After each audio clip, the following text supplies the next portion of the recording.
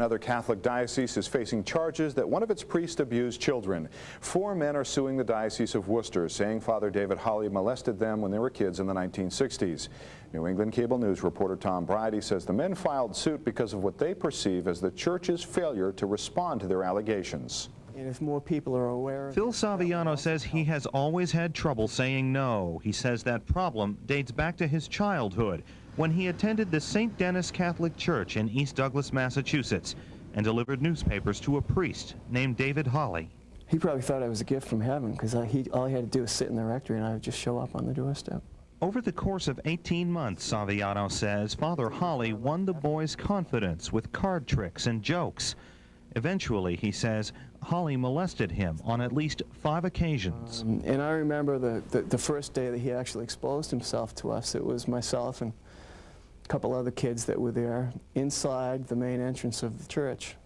Charges of sexual abuse by Roman Catholic priests are hardly new here in Massachusetts, not after cases like James Porter's and Paul Connolly's became public late last year. What makes the Holley story different than the rest is that it marks the first time in recent memory that such a case has resulted in a lawsuit. Saviano never discussed his experience until 4 months ago, when an article about David Holley appeared in the Boston Globe.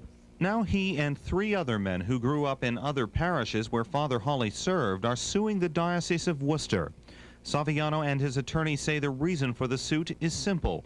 The Worcester Diocese has done nothing to address or resolve the problems that they say Father Holley created. We have absolutely no indication that they are interested in investigating what Father Holley might have done from his first assignment in Grafton back in the early 60s until the time that he was sent to a treatment center in New Mexico.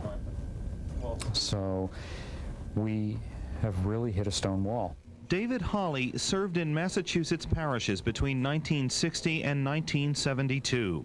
According to legal documents and published reports, he was then sent to the Servants of the Paraclete, a New Mexico religious center that specializes in the treatment of pedophiles. But in New Mexico, Holley apparently molested even more children.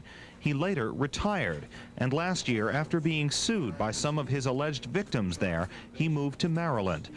This spring, he was arrested and returned to New Mexico, where he pleaded guilty to 8 felony counts ranging from sodomy to molestation of a minor. He faces the possibility of life in prison. Do you understand you're giving up your right to present evidence on your own behalf and to use the subpoena powers of the state of New Mexico to compel the attendance of witnesses of your choosing to appear in testimony? Yes, Your Honor. According to the lawsuit being filed in Worcester County by attorneys Matt McNamara and Eric McLeish, the Worcester Diocese knew or reasonably should have known of Holley's abuse of children. A lawyer for the diocese declined comment, saying he had not seen a copy of the complaint.